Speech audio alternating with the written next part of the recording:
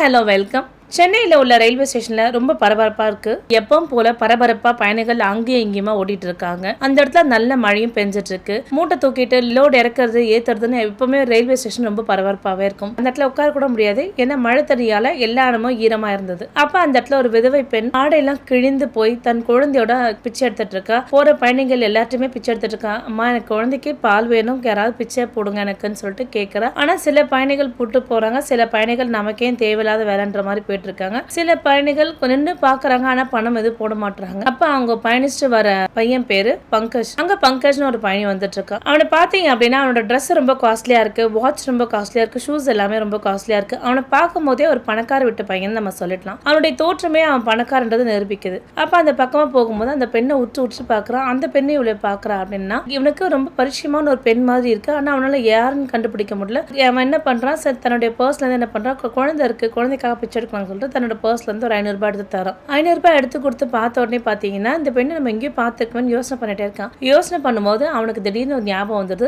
கல்லூரியில சேர்ந்து படித்த பெண் அது அப்படின்னு. அவளை பார்த்த உடனே அதிர்ச்சி ஆறா பங்கஜ். அப்ப பங்கஜ் கேட்கறான், ஏய் ராதிகா, என்ன நீங்க பிச்சை எடுத்துட்டு இருக்க அப்படின்னு சொல்றான். ராதிகாவும் பங்கஜ் பார்த்த உடனே அதிர்ச்சி ஆகிறா. பங்கஜை பார்த்ததுல இருந்து ராதிகா அழுதுட்டே இருக்கா. பங்கஜ் கேட்கிறாரு, ஏன் அழுதுட்டே இருக்க, உன் வாழ்க்கையில நடந்த விஷயம் என்ன அப்படின்னு எனக்கு சொல்லு அப்படின்னு கேட்கிறாரு. இருந்தாலும் ராதிகாவால எதுவுமே சொல்ல முடியாம துக்கம் தொண்டை அடைக்குது. கொஞ்ச நேரம் கழிச்சு பங்கஜ் கிட்ட எல்லா விஷயமும் தெளிவா சொல்ல ஆரம்பிக்கிறார். பங்கஜ், என்னோட வாழ்க்கை ரொம்ப சந்தோஷமா ஆரம்பிச்சது. நான் நடுத்தர குடும்பத்தை பிறந்ததால சீக்கிரமாவே எனக்கு கல்யாணம் பண்ணி கொடுத்துட்டாங்க. என் கணவர் என்ன ரொம்ப நல்லாவே பார்த்துக்கிட்டாரு. நாங்க ரொம்ப சந்தோஷமா வாழ்க்கை வாழ்ந்துட்டு இருந்தோம். என் குழந்தையும் பிறந்தது. என் வாழ்க்கையும் ரொம்ப நல்லா போயிட்டே இருந்தது. திடீர்னு என் கணவர் ஒரு லாரி விபத்துல இறந்துட்டாரு. லாரி விபத்துல இறந்த உடனே என்னோட மாமனார் மாமியார் என்ன பண்றாங்க, என்ன ஒரு கெட்ட சகுனம் நினைச்சு என்னையும் என் குழந்தையும் சேர்த்து வீட்டை விட்டு வெளியேற்றிட்டாங்க. எனக்கு அம்மா அப்பா யாரும் கிடையாது, சொந்தக்காரங்களும் யாரும் பெருசா சொல்லிக்கிற அளவுக்கு கிடையாது. வேற வழியில இந்த ரயில்வே ஸ்டேஷன்ல உட்கார்ந்தேன். இதுவே கடைசியா என்னோட இருப்பிடமா ஆயிடுச்சு அப்படின்றா. அப்ப ராதிகா சொல்றா, சரி குழந்தைக்கு என்ன பேர் வச்சிருக்க அப்படின்னு சொல்றான். உடனே உட்காந்து ராதிகா அழுறா, நான் குழந்தைக்கு இன்னும் பேர் கூட வைக்கல,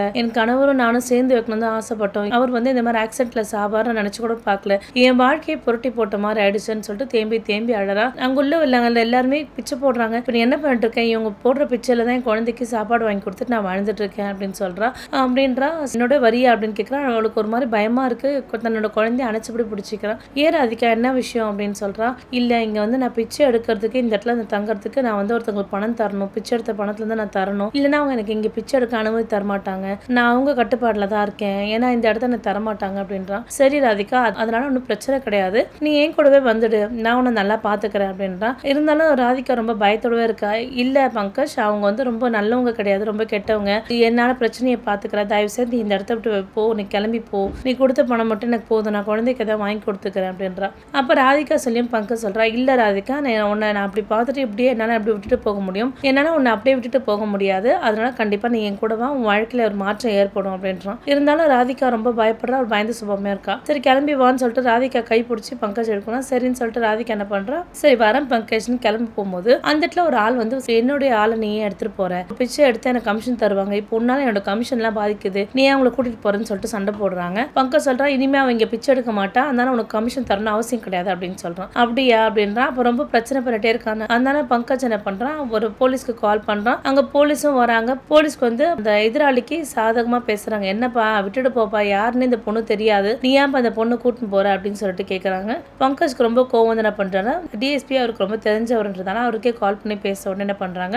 அந்த எதிராளியை கைது செய்யறாங்க. கைது செய்து ராதிகாவும் ஒரு நம்பிக்கையோட என்ன பண்றா, பங்கஜ் கூட வரா. ரயில்வே ஸ்டேஷன் தாண்டின உடனே பாத்தீங்கன்னா பங்கஜோட கார் நிக்குது. பங்கஜோட கார் மிகவும் லக்ஸரியான கார் நிக்குது, BMW கார். இவ்வளவு ஒரு விலை மதிப்புள்ள கார் ராதிகா தன்னோட வாழ்நாள பார்த்ததே கிடையாது. அந்த கார்ல உட்காந்துட்டு வரா. பங்கஜ் கேட்கறான், எது வரைக்கும் படிச்ச, வேற ஏதாவது காலேஜ் ஏதாவது படிச்சு அப்படின்னு சொல்லிட்டு பங்கஜ் கேட்கறான். அதுக்கு ராதிகா சொல்றா, இல்ல நான் காலேஜ்ல எதுவும் படிக்கல, நான் ஸ்கூல் படிப்போட நிப்பாட்டியாச்சு, எனக்கு அதுக்கப்புறம் திருமணம் பண்ணி கொடுத்துட்டாங்க, என் திருமண வழக்கம் நல்லா போயிட்டு இருந்தது அப்படின்றா. எங்க வீட்டுக்கார ரொம்ப நல்லாவே பாத்துக்கிட்டாரு, என்ன ரொம்ப சந்தோஷமா வச்சுட்டு இருந்தாரு, என்னோட திருமண வாழ்க்கையில எனக்கு எந்த வித குறையும் கிடையாது, அவர் இறந்தது ஒண்ணு மட்டுமே குறைன்னு சொல்லிட்டு அவ அழுதுட்டே இருக்கா. என் குழந்தைய நினைச்சு என் குழந்தைய எப்படி காப்பாற்ற போறேன்னு தெரியலன்னு சொல்லிட்டு ஒரே வருத்தப்பட்டே இருக்கா. சரி நீ இதை பத்தி நான் கவலைப்படாத, உனக்கு ஒரு வழி பிறக்கும் சொல்றான். சொல்லிட்டு என்ன பண்றான், தன்னோட வீட்டுக்கு கூட்டு போறான். தன்னோட வீட்டுல நிறைய செக்யூரிட்டி கார்டு நிக்கிறாங்க.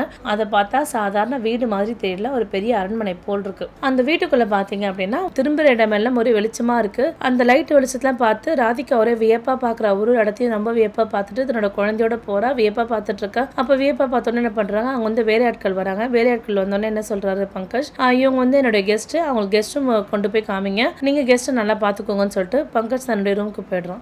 அதே மாதிரி ராதிகாவை கூட்டிட்டு போயிட்டு ராதிகாவுக்கு ரூம் காமிக்கிறாங்க. ராதிகா அங்க உட்காந்துட்டு இருக்கா. உட்காந்துட்டு தரையில உட்காந்து அழறா. இப்போ வரைக்கும் நான் பிச்சை எடுத்துட்டு இருந்தேன், ஆனா நீங்க வந்து இந்த இடத்துல வந்து உட்காந்துருக்கேன்னு சொல்லிட்டு அழுவுறா. எனக்கு இது நிலையானதா இருக்குமா இல்ல மறுபடியும் பிச்சை எடுக்கிற நிலைமையா வந்துருமான்னு சொல்லிட்டு தேம்பி தேம்பி அழறா. தன் கணவரை நினைச்சு ரொம்ப வருத்தப்படுறா. என்ன தன் கணவர் இருந்தா இந்த நிலைமைக்கு நம்ம வந்திருக்க மாட்டோமேன்னு சொல்லிட்டு ரொம்ப வருத்தப்படுறா. அந்த குழந்தைய பார்த்தபடியே ரொம்ப அழுதுட்டே இருக்கா ராதிகா. அப்ப என்ன பண்றாங்க, பணியாட்கள் வராங்க. ராதிகா ரூம் கதவு தட்டுறாங்க. ராதிகா வெளியில வராங்க. ராதிகா வெளியே வந்தோடனே வேலையாட்கள் சொல்றாங்க, உங்களுக்கு சார் புதுசா ட்ரெஸ் வாங்கி கொடுத்துருக்காரு, நீங்க குளிச்சு முடிச்சுட்டு இந்த ட்ரெஸ்ஸை போட்டு வாங்க அப்படின்னு சொல்றோம். சரின்னு சொல்லிட்டு ராதிகா என்ன பண்றா, குளிச்சு முடிச்சுட்டு அந்த ட்ரெஸ்ஸை போட்டு வரா. அந்த ட்ரெஸ்ஸை போட்டு வந்த உடனே பாத்தீங்க அப்படின்னா ராதிகா அதுக்கு முந்தின நாள் வரைக்கும் ஒரு கிழிந்த ஆடை அணிஞ்சு ரொம்ப அழுக்கா இருந்தாங்க. ஆனா இந்த குளிச்சு முடிச்சு இந்த ஆடை போட்டோன்னே அந்த அரண்மனைக்கு ராணி போல இருக்காங்க.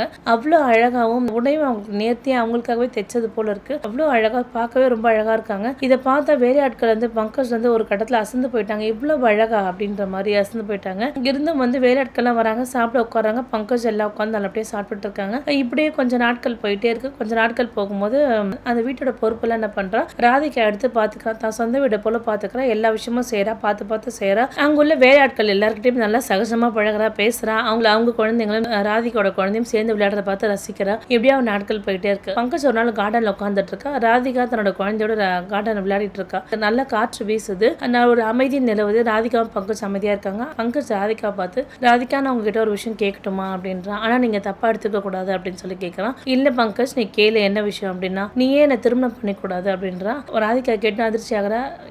என்ன பங்கஜ், என்ன கேள்வி கேட்கிற, நானும் திருமணமான ஒரு விதவை, என்ன போய் கல்யாணம் பண்ணிக்கணும்னு நினைக்கிறியே, உன் அந்தஸ்துக்கு ஒரு நல்ல படிச்ச பெண் உனக்கு கிடைப்பா, உன் வாழ்க்கை நல்லா இருக்கும், நீ அந்த மாதிரி ஒரு படிச்ச பெண்ணை பார்த்து திருமணம் பண்ணிக்கோ, நம்ம கனவுல கூட நான் கூட சேர முடியாது அப்படின்றா. இல்ல எனக்கு வந்து பொருத்தமான பெண் நீ தான், நான் உன்னை திருமணம் பண்ணிக்கணும்னு ஆசைப்படுறேன், தயவு செய்து நீ என்னை திருமணம் பண்ணிக்கோ, என் வாழ்க்கை நல்லா இருக்கும் அப்படின்றா. இல்ல எதை வச்சு நீ சொல்ற, எனக்கு குழந்தை இருக்கு, வேண்டாம், தயவு செய்து வேண்டாம், உன்னோட வாழ்க்கையை நீ கெடுத்துக்காத, வேற ஒரு திருமணம் பண்ணிட்டு வாழ்க்கை நல்லா இருந்துக்கோ, எனக்கு ஒரு வேலை மட்டும் வாங்கி கொடு, நான் இந்த வீட்டை விட்டு வெளியில போயிடுறேன் அப்படின்றா. இல்ல ராதிகா, கண்டிப்பா உன்னை திருமணம் பண்ணா வாழ்க்கை நல்லா இருக்கும், நீ என்ன நல்லா பாத்துக்கிற, ரொம்ப நேசிக்கிறேன், தேவையான ஒவ்வொரு விஷயத்தையும் பார்த்து செய்யற, எனக்கு உன்னை ரொம்ப பிடிச்சிருக்கு, எனக்கு வேற ஒரு பெண்ணை திருமணம் பண்ணிக்க விருப்பம் கிடையாது அப்படின்னு சொல்லிட்டு ராதிகாட்ட கேட்கிறான். ராதிகாவும் சரின்னு சொல்லிட்டு அழுதுட்டு என்ன பண்றா, சம்மதம் தெரிவிக்கிறா. உனக்கு என் குழந்தையால உனக்கு எந்த பிரச்சனை இருக்காத, என் குழந்தை நீ இடையூறா நினைக்க மாட்டல அப்படின்னு சொல்லிட்டு கேட்கிறா. கண்டிப்பா உன் குழந்தைன்னு சொல்லாத, இனிமே அது என்னுடைய குழந்தை அப்படின்னு சொல்லிட்டு சேர்த்து பேசுறான். இதை கேட்ட உடனே ராதிகா கண்ணுல இருந்து அழ வந்துருது.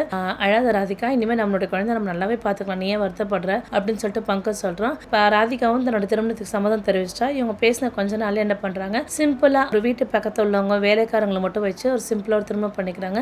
ராதிகா பங்கஜ்க்கு தேவையான ஒவ்வொரு விஷயமும் பார்த்து செய்யறது எல்லாத்தையும் சொல்றா. அப்ப பங்கஜ் சொல்றா, ராதிகா நீ உன்னோட படிப்பை வந்து விட்டுட்ட, இந்த படிப்பை தொடரு, படிப்பு ஒண்ணு மட்டுமே உனக்கு பெருசா கை கொடுக்கும், உனக்கு ஒரு நல்ல தைரியமும் வரும் அப்படின்றா.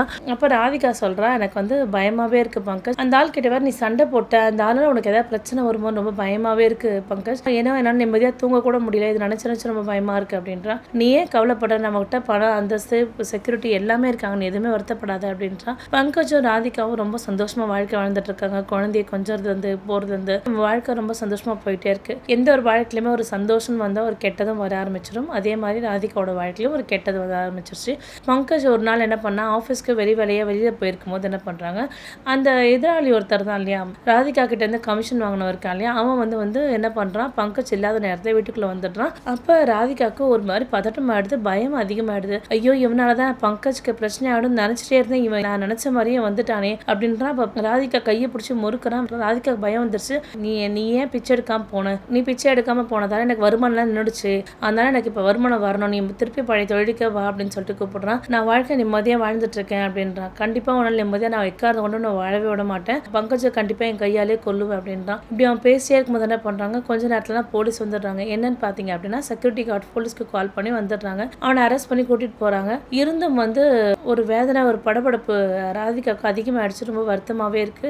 ராதிகாவுக்கு என்ன செய்யறது எது செய்யறதுன்னு புரியல. பங்கஜ் கிட்ட மறுபடியும் புலம்புறா, உங்களோட வாழ்க்கை ரொம்ப சந்தோஷமா அமைஞ்சிருக்க வேண்டிய ஒரு வாழ்க்கை, ஆனா நான் உங்க கூட கூட வந்ததால உங்க வாழ்க்கை பாதிச்சிருமா, உங்களுக்கு ஏதாவது ஆயிடுமோன்னு பயமா இருக்கு. நான் ஏற்கனவே நேசிச்ச என் கணவர், முதல் கணவர் எனக்கு இறந்துட்டாரு. நான் இப்ப நேசிக்கிற ஒரே ஆள் நீங்க மட்டும்தான். நீங்க ரொம்ப தீர்க்க ஆயுளும் நோய் நொடி இல்லாம நீங்களும் குழந்தையும் இருக்குன்னு நான் வேண்டிட்டு இருக்கேன். உங்களுக்கு ஏதாவது ஒன்று ஆச்சுன்னா எனக்கு ரொம்ப கஷ்டமாயிடும். அதான் எனக்கு ரொம்ப பயமாவே இருக்கு. நான் திருப்பியும் போயிடுறேன். நீங்க உங்க வாழ்க்கையை வேற ஒருத்தவங்க கூட வாழுங்க அப்படின்றான். பங்கஜ் சிரிச்சுட்டே சொல்றான், நான் வாழ்க்கைன்னு வாழ்ந்தா உன்னோட மட்டும் தான் வாழ்வேன். நீ வருத்தப்படாத, கண்டிப்பா வந்து அவன் வரமாட்டான் மறுபடியும். இதுக்கு மேல வராம நான் பாத்துக்கிறேன் அப்படின்றான். ஆனா இதெல்லாம் பார்த்த உடனே பங்கஜுக்கும் மனசுலயும் ஒரு பயம் வந்துருச்சு. என்னடா நம்ம தனியா இருக்கோம், தன் மனைவி தனியா இருக்கும் போது இப்படி வந்துட்டானே, தன் மனைவி ஏதாவது செஞ்சுட்டா என்ன ஆயிருக்கும் அப்படின்னு சொல்லிட்டு ஒரே வருத்தம் வேதனையோட இருக்கான். பங்கஜ் கொஞ்சம் யோசனை பண்ணிட்டே இருக்கான்.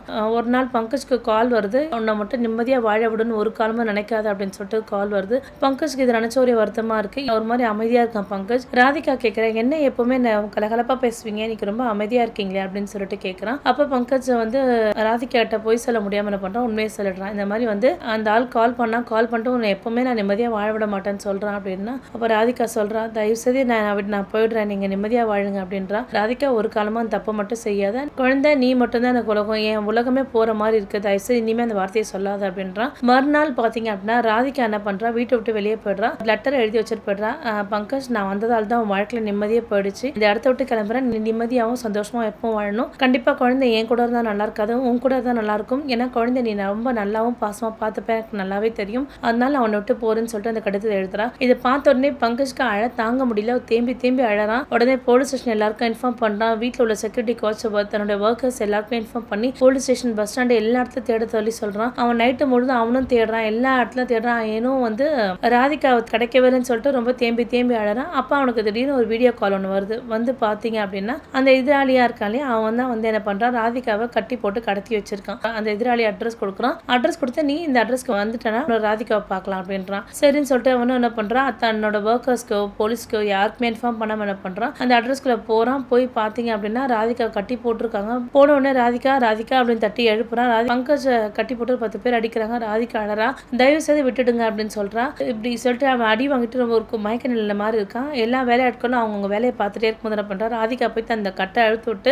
ராதிகாவும் பங்கஜும் அந்த இடத்துல தப்பிக்க முயல்றாங்க. அப்ப அதுல ஒருத்தன் என்ன பண்றான், கன் எடுத்து ஷூட் பண்ணலான்னு பாக்குறான். அப்ப ராதிகா என்ன பண்றா, பங்கஜ்க்கு முன்னாடி போய் தடுத்து நின்றுறான். அந்த குண்டு வந்து ராதிகாவோட மார்பிள பட்டுடுது. ராதிகான்னு கத்துறான். ராதிகா சொல்றான், நிஜமா வந்து நான் ரொம்ப சந்தோஷமா தான் சாகுறேன் பங்கஜ், நீங்க தான் சாகக்கூடாதுன்னு நினைச்சேன், நான் சாகுறேன்னு நினைச்சு ஒரு நாள் நான் வருத்தப்பட்டதே கிடையாது, குழந்தைய நல்லா பாத்துக்கோங்க, நீங்களும் நல்லா இருங்க அப்படின்னு சொல்லிட்டு அப்படியே என்ன பண்றா, சிரிச்ச முகத்தோடவே பங்கஜ் மேலே உயிரை விட்டுடுறா. பங்கஜ் உட்காந்து அழறான், ரொம்ப தேம்பி அழறான். ஐயோ என் வாழ்க்கையே போயிடுச்சு, நான் வாழ்ந்த வாழ்க்கையை உனக்காக மட்டும்தான் ராதிகா, எழுந்திரி ராதிகா அப்படின்றான். எந்திரிக்கவே இல்லை.